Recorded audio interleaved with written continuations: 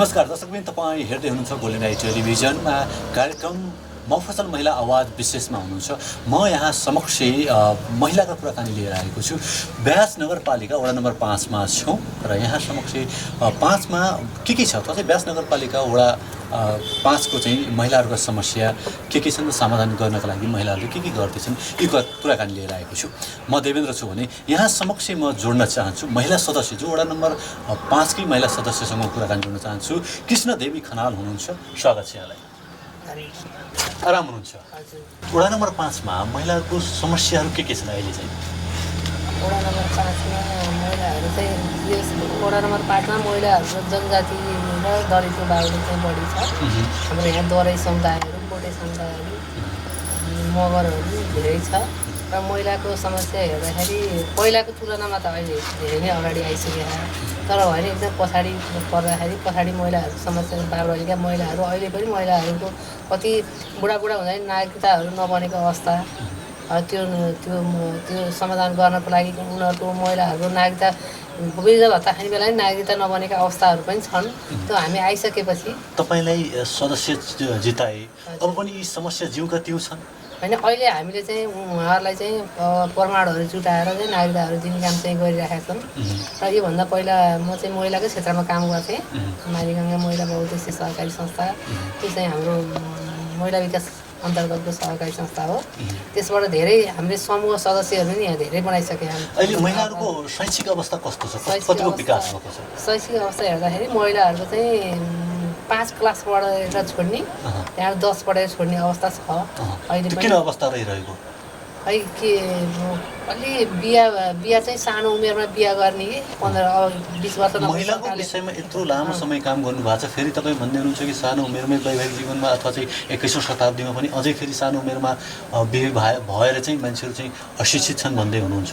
कहिले विकास कहिले हुने? अनि विकास त हुन्छ, चेतनाको विकास कहिले हुने? चेतनाको विकास कर्मसँग हुँदै जाने सर। अब हामीले भनेर मैले मात्रै चाहेर पनि भएन। यसलाई चाहिँ अब राज्यले पनि अब हामीले के देखिरहेको राज्यको को राज्य? अनि हामी हामी राज्य हो, तर हाम्रो पनि सदस्यहरू कति अधिकार हुन्छ र हाम्रो कतिसम्म हामीले कतिसम्म काम गर्न सकिन्छ, कतिसम्म आवाज उठाउन सकिन्छ भन्ने कुरा नि हुन्छ सर, होइन। अब हामीले गर्न त हामीले गरेका छौँ, नगरेको होइन। दिनरात अब हामी खटेर लागिरहेको छ अहिलेसम्म। मतलब यो वडामा चाहिँ 5 नम्बर वडामा महिलाका लागि के गर्नु? अब हामीले महिलाको लागि चाहिँ अब आय आर्जनको कामहरू जस्तै आय आर्जनको कामहरू जस्तै तरकारी खेतीहरू गर्न सिकाउने, बाख्रा पालन, भैँसी पालन। योभन्दा धेरै नै महिलाहरूले अहिले चाहिँ बाख्रा नेपाली महिलाले सधैँ भैँसी नै पाल्नु पनि, सधैँ बाख्रा नै पाल्नु पनि सधैँ यही नै हो कि अथवा चाहिँ त्योभन्दा पनि अगाडि कम्प्युटर सिक्ने त्योभन्दा पनि अगाडि छ? पढ्न पऱ्यो, कम्प्युटरसित शिक्षित चाँड धेरै हुनु पऱ्यो। शिक्षित धेरै भएपछि पढ्नेको सङ्ख्या बढेपछि अनि त्यो कुरा चाहिँ हुँदै विकास चाहिँ हुँदै जाने हो। तर हामीले के कति वर्षमा कति समय लाग्छ यस्तो के अब मैले अलिकति आफूलाई पनि कस्तो लाग्छ भने मैले जति गर्छु भनेर आएको थिएँ, मैले वडा समितिमा जति आएको थिएँ मैले त्यो चाहिँ मैले पनि आफूले गरिराखेँ जस्तो मलाई लाग्दैन। किन भन्नु, किन 5 वर्षको समय अवधि के हुँदो रहेछ भने 1 वर्ष हामी त बुझ्दै 2 वर्ष बुझ्दै जाने भयो। अब हुन त महिला आफै अनभिज्ञ हुनुहुन्छ। अनभिज्ञ भन्दाखेरि अब महिलाहरूलाई अब कस्तो भने राज्यको संरचना फेरि कस्तो रहेछ, राज्यको संरचना प्रदेशमा जति नै काम छ नि त वडा कार्यालयलाई कार्यक्रममा नदिने, अब त्यो पनि अब आफै आएर गर्ने। राज्यको संरचना सङ्घले आफै आएर काम गर्छ, प्रदेश सभाले आफै मान्छे गएर काम गर्छ, स्थानीय तहले अब हाम्रो बजेटले भ्याएसम्म त हामी गर्ने हो। तर हामीले सहयोग चाहिँ एकदम गरेका सर। हामीले अब महिला बालबालिकाको क्षेत्रमा महिलाहरू अब कति पछाडि परे। अब अहिले चाहिँ जस्तो सधैँ एउटै कुरा के सुन्न सकिन्छ भने तपाईँ पनि भन्नुहुन्छ अथवा चाहिँ होइन सबै दिदीबहिनी मुखबाट एउटै कुरा छ, हामी पछाडि परेका छौँ त अगाडि कहिले बढ्ने? पछाडि परेर अगाडि बढ्ने हो सर। अगाडि बढ्दामा के भने महिलाहरूले पनि होइन नदिएको हो। महिला एउटा त पुरुष प्रधान देशै भएछ, त्यो त जति भने पनि एउटा जुनैसुकै कारणले पुरुषले जितेकै हुन्छ क्या सर। केही नभए पनि घरमा धेरै अब हत्या हिंसा गरेर पनि पुरुषले जितेकै हुन्छ।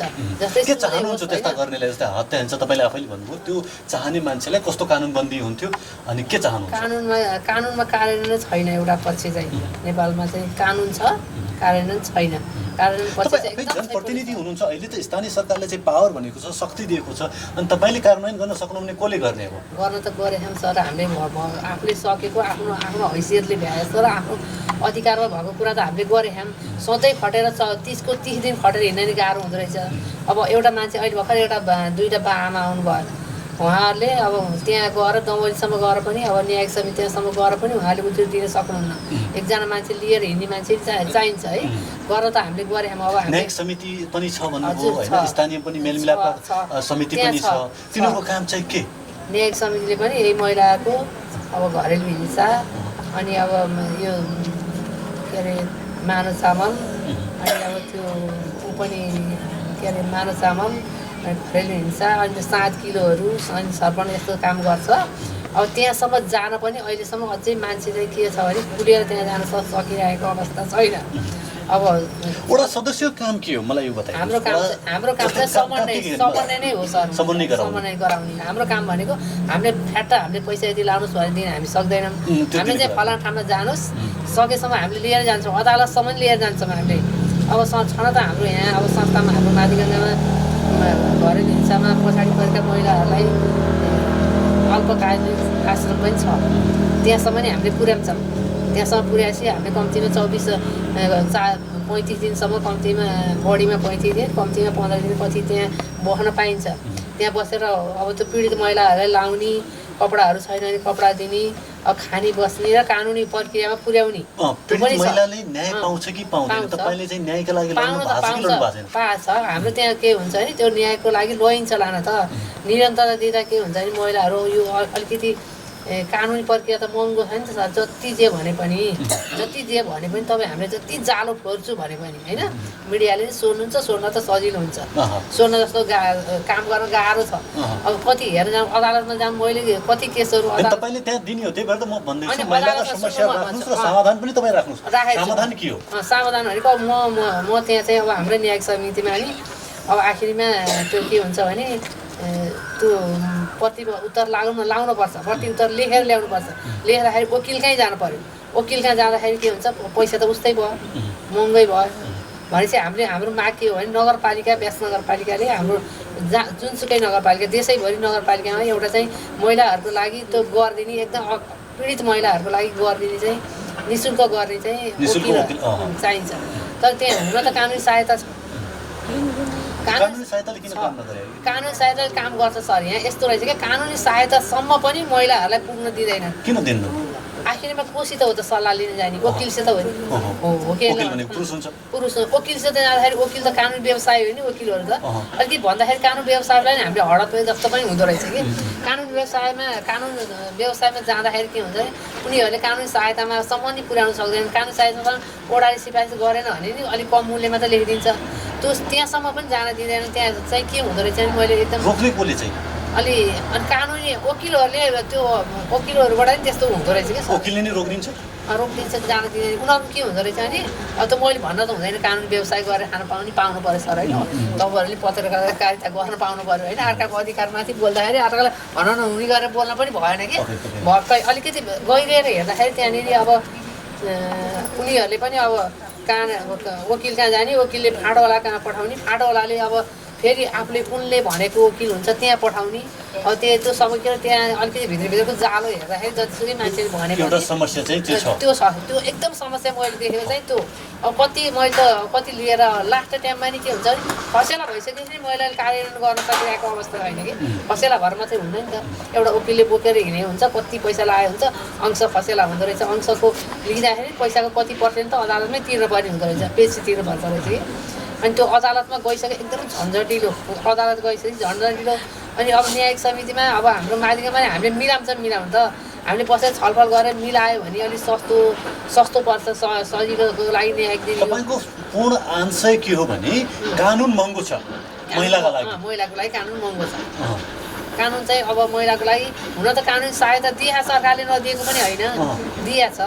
तर त्यहाँसम्म पुग्नु पनि छ, तपाईँले दिएको पनि छ भन्नुहुन्छ, महँगो पनि छ नि त, लियो कसले? अब त्यो चाहिँ के हुन्छ भने सल्लाह लिन जाने भनेको त जसले पनि वकिलहरूसँगै हेरी सल्लाह लिन जान्छ। सल्लाह लिन जाँदाखेरि अब जहाँ लेख्नु छ त्यहीँ लेखिदिन्छ। अब कानुनी सहायता भनेर कसरी पठाउँदैन ठिक छ, मैले त्यो कुरालाई यतै राखेँ, त्यो ल्याउँछु। म तपाईँको वडामा यो वडा नम्बर 5 मा हजुर कति छन् महिलाका समस्या मुद्दाहरू कति आएका छन्? कस्ता कस्ता मुद्दाहरू? हाम्रो महिलाको समस्याहरू छोडपत्रका मुद्दाहरू पनि छन्, कुनै भए पनि फसेला पनि भए।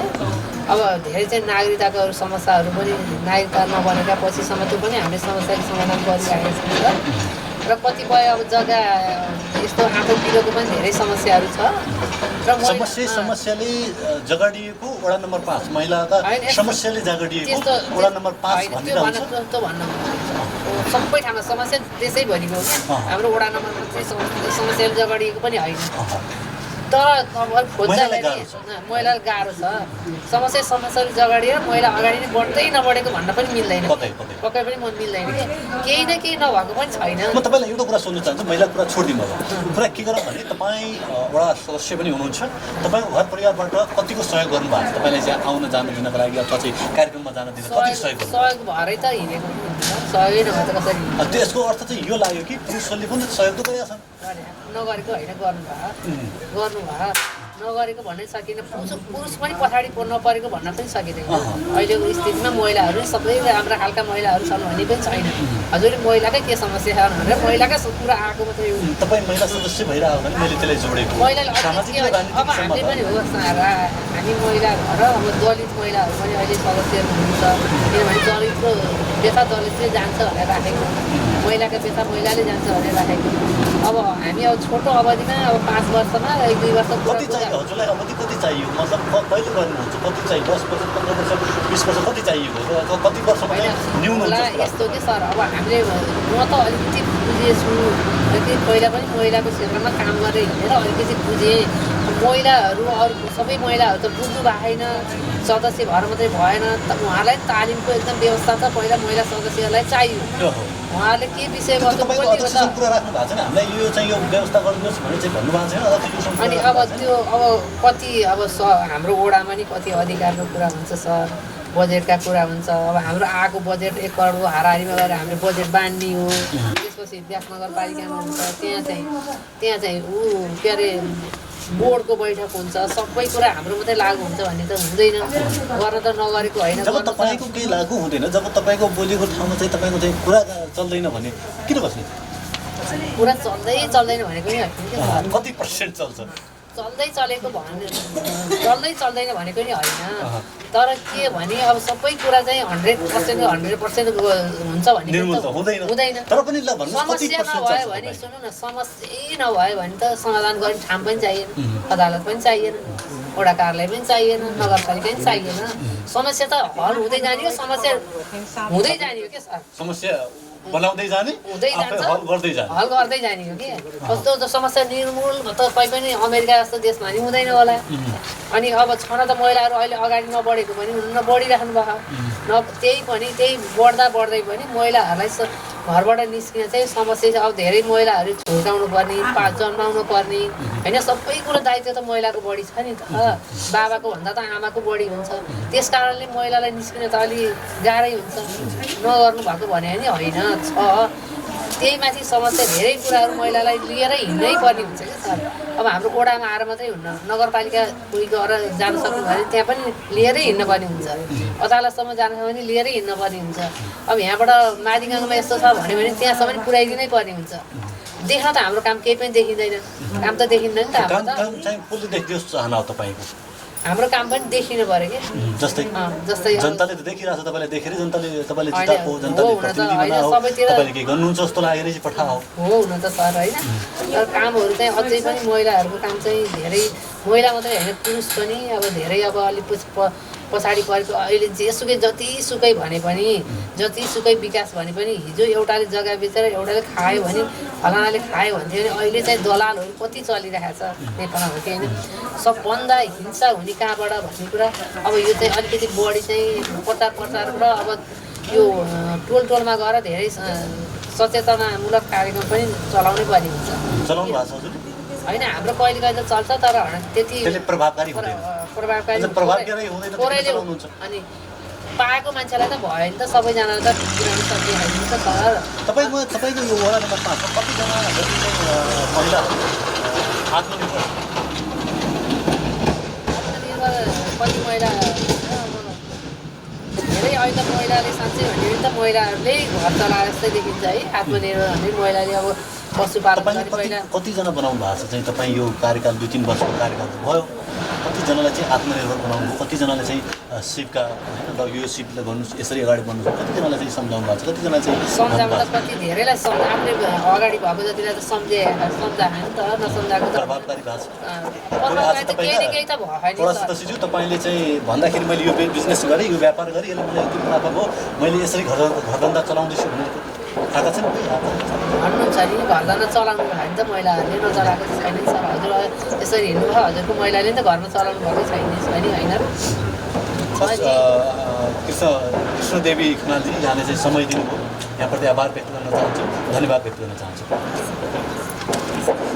पक्कै पनि हामी छौँ आज व्यास नगरपालिका वडा नम्बर 5 मा छौँ यहाँका महिलाका समस्याहरूका कुरा गर्छौँ के कसरी महिला समस्या समाधान हुन्छ सधैँ महिला समस्या अब समाधान खोज्नेतिर जाँदैछौँ गोलेर टेलिभिजनले तपाईँलाई समाधान दिने प्रयास गर्दैछ समस्या के छन् समाधान के छन् यी कुराकानी हामी राख्दैछौँ चाहिँ हामी वडा नम्बर 5 जस्तै व्यास नगरपालिका वडा नम्बर 5 का महिलाहरूको कुराकानी राख्दैछौँ यसै गरी हामीसँग स्वास्थ्य स्वयंसेविका हुनुहुन्छ महिला स्वास्थ्य स्वयंसेविका कुराकानी राख्न चाहन्छु विष्णुमाया खनाल हुनुहुन्छ विष्णुमाया खनालका कुराकानी यहाँका लागि यहाँलाई स्वागत छ आराम हुनुहुन्छ स्वास्थ्य अवस्था के कस्तो छ पहिला स्वास्थ्य निशोध स्वास्थ्य अवस्था ठिकै छ सर अहिले अलिक खाँसी लागेको छ तपाईँलाई अहिले पछिल्लो चरणमा चाहिँ थोरै बढी चाहिँ जिम्मेवारी भयो होला कोभिड-19 का कारण कतिको खटिनु खटियो सर धेरै खटियो अहिले चाहिँ विदेशबाट मान्छेहरू आएपछि यो कोरोना बोकेर आउने भन्ने ऊ आयो त्यस पछाडि को आयो को आएन हामीहरू स्वयंसेविकाहरूको आफ्नो क्षेत्र छ आफ्नो क्षेत्रमा नयाँ मान्छे आयो भने हामीले चाहिँ खोजी लिएर आएर चाहिँ उनीहरूको स्वास्थ्य चेक जाँच गरेर क्वारेन्टाइनमा लाने काम गर्छौँ कस्तो छ अहिले तपाईँको वडा नम्बर 5 मा स्वास्थ्य अवस्था के कस्तो छ अहिले ठिकै छ सर अहिले त्यस्तो साह्रै चाहिँ ऊ छैन अहिले ठिकै छ सर मलाई यो भनिदिनुहोस् महिला स्वास्थ्य स्वयंसेविकाको काम चाहिँ के पर्छ महिला स्वास्थ्य स्वयंसेविकाको काम भनेको सर हामीहरू चाहिँ खालि महिला र बालबालिकासित सम्बन्धित छौँ विशेष गरेर गर्भावस्थाका महिलाहरू र साना बालबच्चाहरू यिनीहरूकै बारेमा चाहिँ हामी मातृ मृत्यु दर कसरी घटाउने बाल मृत्यु दर कसरी घटाउने र यिनीहरूलाई स्वस्थ कसरी राख्ने र यी स्वस्थ हुने बनाउने कारण के छन् यिनीहरूकै बारेमा हामीले चाहिँ छलफल गराएर विभिन्न महिलाहरूलाई चाहिँ हामीले आफै पनि प्रशिक्षण दिन्छौँ र सबैका घरहरूमा चाहिँ करेसाबारी लगाउने हरियो सागपातहरू प्रशस्त खुवाउने गर्भावस्थामा चाहिँ आमाहरूले बहुत ध्यान दिनुपर्ने पोषिलो खानाहरू खानुपर्ने र बच्चाहरूलाई चाहिँ विशेष बढी ध्यान दिएर चाहिँ निमोनियाबाट जोगाउने बिहान बनाउने यस्तो ठिक छ अनि कतिको मृत्यु दर अहिले चाहिँ घटिराखेको जस्तै चाहिँ तपाईँले भन्नुभयो नि के अरे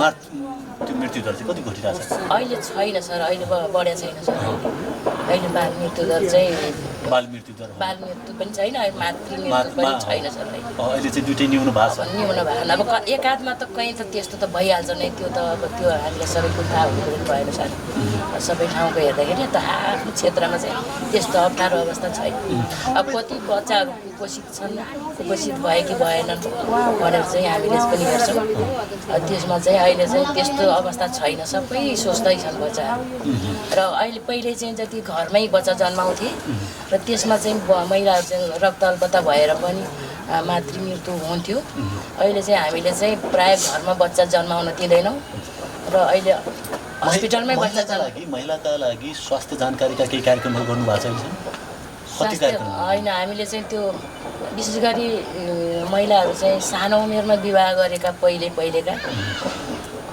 उनीहरूलाई चाहिँ अलिक बाल विवाहको कारणले गर्दा बच्चा पनि चाँडै जन्माए उनीहरूलाई अलिकति जनचेतनाको बाल विवाह अहिले पनि कायमै छ तपाईँ यो वडामा अहिले त खासै छैन सर तैपनि यो लप पार्नेहरूले त बर्बाद गरेकै छन् यो किशोरीहरूले चाहिँ अहिले पनि त्यो कहीँ भइराखेकै छ सर यसलाई छेक पार लाउन सकिएकै छैन कानुनी कारबाहीहरू के छ त्यस्तो अहिले चाहिँ कोही कानुनी कारबाही परेको छैनन् सर अहिले पनि त्यस्तो भइहालेको छैन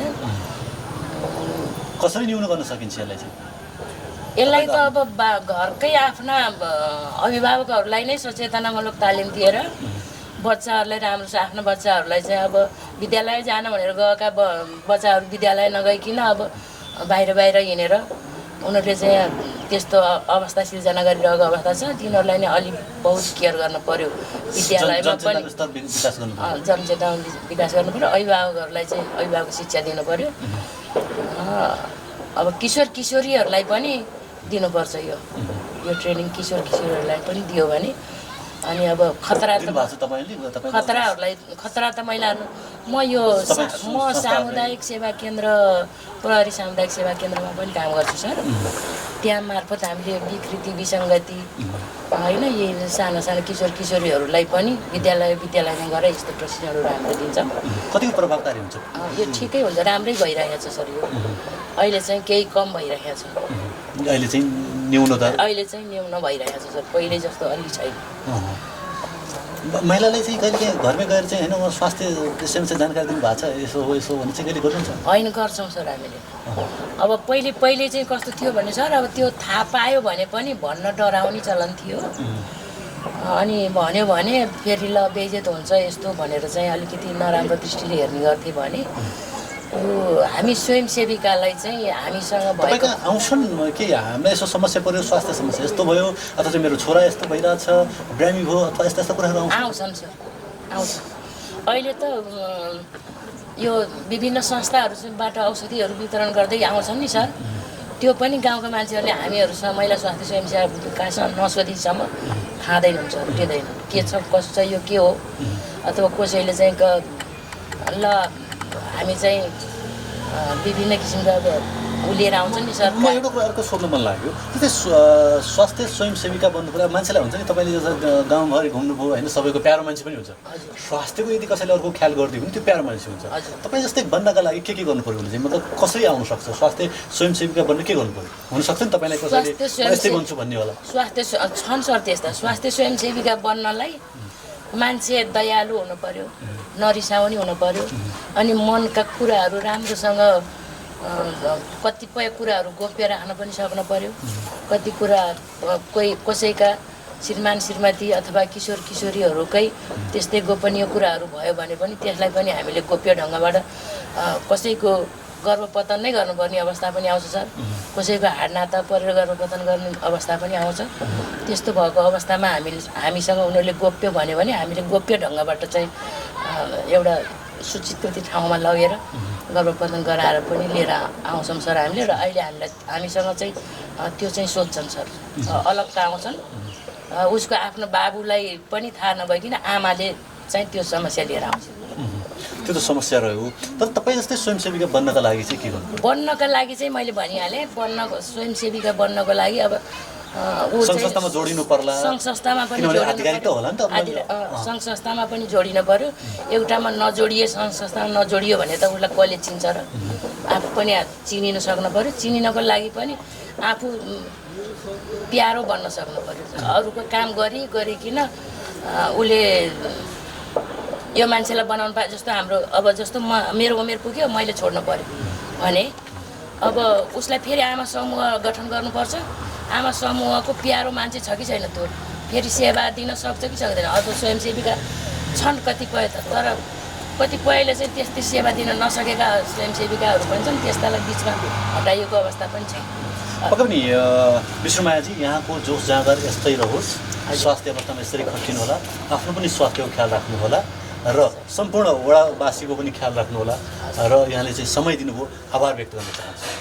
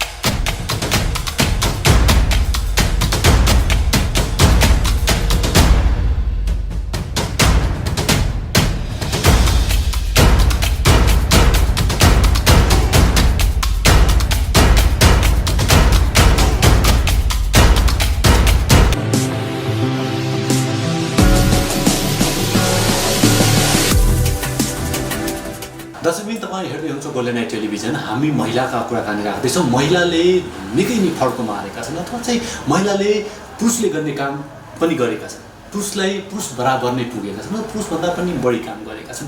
यी गतिविधि तपाईँ माझ राख्दैछौँ। मसँग आज हुनुहुन्छ वेदव्यास ज्येष्ठ नागरिकका आश्रमका सचिवज्यूसँग म कुरा जोड्न चाहन्छु।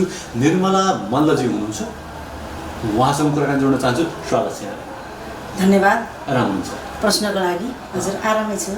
दिदी यो कहिले स्थापना भयो हाम्रो चाहिँ आश्रम चाहिँ? यो चाहिँ यो मन्त्र जप्ने ओठभन्दा सेवा गर्ने हातहरू पवित्र हुन्छन् भन्ने मूल नाराका साथ तनहुँका सक्रिय महिला दिदीबहिनीहरूद्वारा तनहुँका असहाय गरिबी ज्येष्ठ नागरिक बाबाआमाहरूको स्याहार सुसार पालन पोषण र उहाँहरूको सामाजिक सांस्कृतिक विकासको निमित्त सेवाको भावनाबाट समर्पित भई मिति 2069 पुस 17 गते विधिवत दर्ता गरी 2070 1 गतेबाट सञ्चालनमा आएको।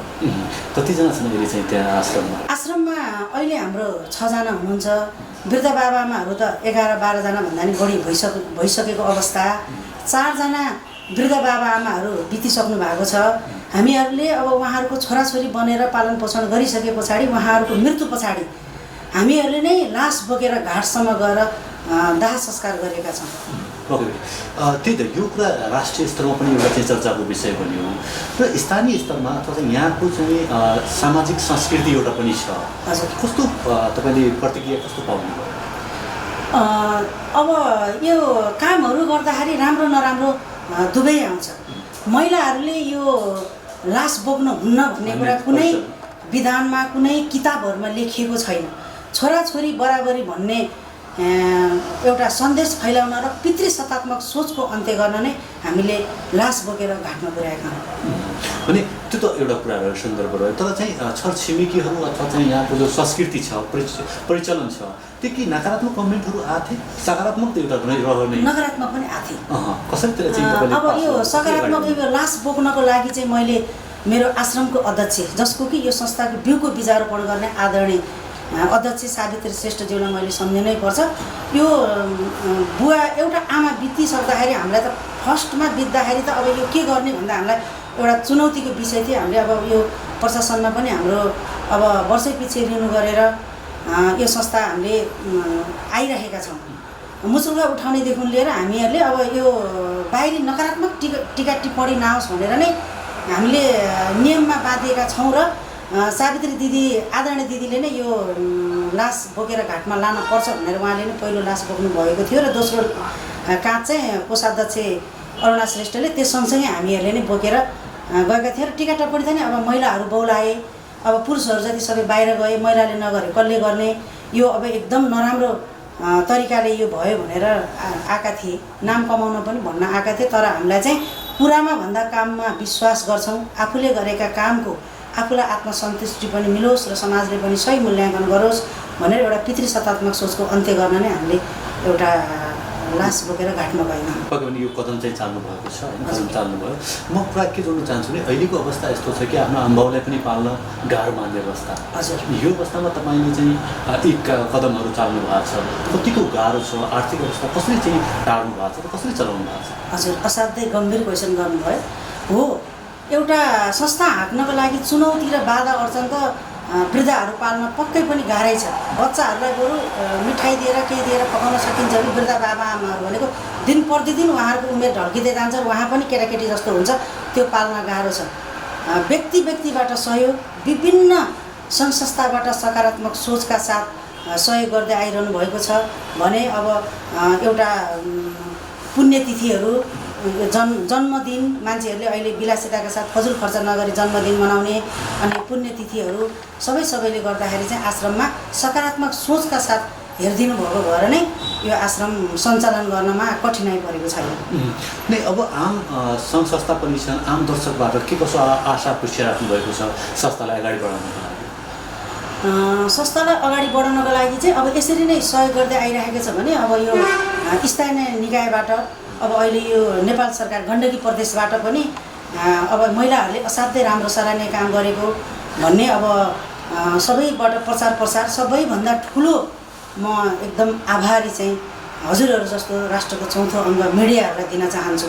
मिडियाहरू एफएमहरूबाट सायद नफुकिदिएको भए, नगरिदिएको भए आज हामी जुन स्थानमा थियो त्यही स्थानमा हामी गुर्जेर बसिरहेने थियौँ र हामीले गरेका गतिविधिहरू हामीले गरेका कामको आत्मसन्तुष्टि त छ, तर समाजमा यो प्रचार प्रसार नभइदिएको भए हुन्थेन। र हजुर जस्तो मिडियाकर्मी पत्रकार दाजुभाइहरूलाई म सर्वप्रथम त धन्यवाद र आभार प्रकट गर्दछु। यहाँहरूको प्रचार प्रसारले गर्दा जताततैबाट देश विदेशबाट पनि हामीहरूलाई अब सहयोग आइरहेको छ र यसरी नै आश्रम सञ्चालन गर्न चाहिँ सजिलो भएको छ। कतिपय महिलालाई निकै गाह्रो हुन्छ, घर सम्हाल्नु पऱ्यो, त्यो समाज सम्हाल्नु पऱ्यो, होइन, परिवार सबै कुराहरू व्यवस्थापन गर्न गाह्रो छ। तपाईँले सामाजिकलाई पनि अगाडि बढाउनु भएको छ अनि यता व्यावसायिक क्षेत्रलाई पनि अगाडि बढाउनु कसरी टाइम म्यानेज गर्नुभएको छ? सबैभन्दा ठुलो कुरो त आफूले टाइम म्यानेज गर्न त समय हो। सबैभन्दा ठुलो दान भनेको समय हो। समय, धन, प्रार्थना र विचार, यो चारवटा कुरा हामीले मनन गऱ्यौँ भने घर, टोल अनि यो सङ्घ संस्था, राष्ट्र नै हामीले विकास गर्न सक्छौँ भन्ने कुरा, यो चारवटा कुरालाई नै अवलम्बन गऱ्यौँ भने गर्न सकिन्छौँ। र मेरो श्रीमान पनि सामाजिक क्षेत्रमा अगाडि हुनुहुन्छ, त्यसले गर्दा म पनि सामाजिक क्षेत्रमा अगाडि बढ्दाखेरि अब हामी सबैको समयलाई हामीले मध्यनजर गर्छौँ र समय मिलाएर नै हामीले यो काम गरेका छौँ। कतिपय दिदीबहिनीहरूले समय उहाँसँग प्रशस्त छ, के गरौँ, कसरी चाहिँ सामाजिक क्षेत्रमा चाहिँ आफू अब आबद्ध हुने, कसरी अगाडि आउने भन्ने पनि अन्यलता छ। के गर्दा सहज हुन्छ, अथवा चाहिँ मेरो प्रश्न यस किसिमको छ कि कसरी महिला दिदीबहिनीहरू तपाईँ जस्तै अगाडि आउने? हजुर, यस्तो हो, मैले भनिहालेँ नि चारवटा कुरा, समय, धन, प्रार्थना र विचार। कसैको समय छ, समयलाई अगाडि लिएर हामी अगाडि आश्रममा गएछौँ भने कसैले धन दिनुभएको छ, ल है साथी हो मेरो आश्रममा म सदस्य छु, म असाध्यै यसमा हिँड्न मन छ तर समय छैन भनेर धन दिनुभएको छ भने कसैले प्रार्थना गर्नुभएको छ, कसैले विचार, राम्रो सल्लाह सुझाव दिएर नै सबै कुराको कोअर्डिनेसन भएर नै यो संस्था आज यहाँसम्म आउन सफल भएको छ। कति जस्तै अब कस्ता व्यक्तित्वहरूलाई चाहिँ तपाईँले त्यहाँ चाहिँ आश्रममा चाहिँ वासस्थान दिनुहुन्छ, सहयोग गर्नुहुन्छ? सहयोग गर्ने कि आश्रय लिने? आश्रय लिने भनेको चाहिँ अब समाजमा असहाय, गरिबी, कसैको पनि छोराछोरी नभएका, छोराछोरी भएकाहरूले पनि हेला गरेकाहरूलाई अब हामीले नगरे कसले गर्ने, बिचरा ती वृद्ध बाबाआमाहरू कहाँ जाने भनेर हामीले आश्रममा आश्रय दिएका छौँ। कतिजनाले त तपाईँहरूले तेस्रो आँखा खोलिदिनु भयो भनेर 3-4 जनालाई त आफ्नो परिवारले पनि लिएर गएका छन्। एउटा अशिक्षा, चेतना र गरिबीको कारणले गर्दा चाहिँ वृद्ध बाबाआमाहरू हेलामा आएको हो जस्तो मलाई लाग्छ। त्यो त अवस्था कुरा हो, मतलब त्यस जो असहाय छन् उहाँलाई त चाहिँ आश्रय दिने गर्नुभएको छ। हजुर, र कतिजना जतिले चाहिँ अब दिने प्लानमा हुन्छ, योजना त होला नि, अब यतिजना चाहिँ योजना चाहिँ हाम्रो अब भरसक त वृद्ध आश्रम नखोलियोस् भन्ने हाम्रो उद्देश्य हो। तर अब अहिलेसम्म चाहिँ हामीले यतिजनै भनेका छैनौँ सर, किनभने अब त्यस्तै आएका छौँ भने त हामीले राख्छौँ नै। सुरुमा त हामीले आश्रम स्थापना गर्दाखेरि त हामीलाई आकाशमा चङ्गा उडाएका पनि थिए। महिला दिदीबहिनी बहुलाए, आफ्ना घर धन्दा कसरी हेर्छन् र सामाजिक क्षेत्रमा वृद्ध बाबाआमाहरूलाई कसरी गर्छन् पनि भनेका थिए। तर हाम्रो दृढ इच्छा शक्ति हुनुपर्छ कुनै पनि काम गर्न, र एउटा संसारमा ठुलो शक्ति भनेको नारी शक्ति हो। एउटा नारी शक्तिमा एउटा इमान्दारिता, एउटा नैतिकता, एउटा सहनशीलता सबैले गर्दाखेरि नै यो आश्रममा अब काम गर्नलाई हामीलाई जोस जाँगर आएको हो। थोरै यहाँको बिजनेसको कुरा गर्न चाहन्छु, व्यवसाय कसरी अगाडि बढाउनु भएको छ? व्यवसाय त मैले सबैभन्दा हुन्छ समय, म 1 घन्टा ढिलो सुत्छु, 1 घन्टा चाँडै उठ्छु र मेरो प्लानिङ हुन्छ भोलि मैले के काम गर्ने भनेर मैले अघिल्लो दिन मैले करेक्सन गर्छु अनि त्यसरी नै अब परिवारको साथ सल्लाह सुझाव सबै अब छर छिमेकी अब यो दमलीवासीको सबैको सकारात्मक सोचले गर्दाखेरि नै यो आश्रम सञ्चालन गर्न सजिलो भएको हो। दिदीलाई आफ्नो अमूल्य समय दिनुभयो अनि सफलताको शुभकामना पनि दिन चाहन्छु र समयका लागि पनि आभार व्यक्त गर्न चाहन्छु। हस्, धन्यवाद। गोल्डन आई टेलिभिजनको पनि उत्तरोत्तर प्रगतिको कामना गर्दछु। हामी एउटा व्यास नगरपालिकाभित्र रहेको यो दमौलीमा मेरो व्यक्तिगत तर्फबाट र संस्था हामी 325 जना यस संस्थामा काम गर्न आबद्ध भएका छौँ। हामी 325 जना दिदीबहिनीको तर्फबाट र आश्रय लिइरहनुभएका वृद्ध बाबाआमाहरू, जिउँदो पितृहरूको आशीर्वादले यस संस्थाको उत्तरोत्तर प्रगतिको कामना फलोस् र यो हामीहरूले गरेका गतिविधिहरू यहाँहरूले दुधको दुध पानीको पानी छुट्याइदिनुहुन्छ भन्ने पनि मैले आशा राखेको छु। हस्त, धन्यवाद, नमस्कार। दर्शकबिन, यहाँ समक्ष हामीले कुराकानी राख्यौँ कि महिलाहरूका कुराकानी राख्यौँ र अर्को हप्ता पुनः महिलाहरूको अवस्था के छ अथवा चाहिँ महिला विशेष कार्यक्रम लिएर हामी उपस्थित हुने नै छौँ, मफसलका कुराकानी लिएर उपस्थित हुने नै छौँ। त्यति बेलासम्मका लागि हाम्रो होल टिम, क्यामेराम्यान लगायत, डिरेक्सन दाइ लगायत सम्पूर्ण तर्फबाट म धेरै बिदा चाहन्छु। हवस्, नमस्कार।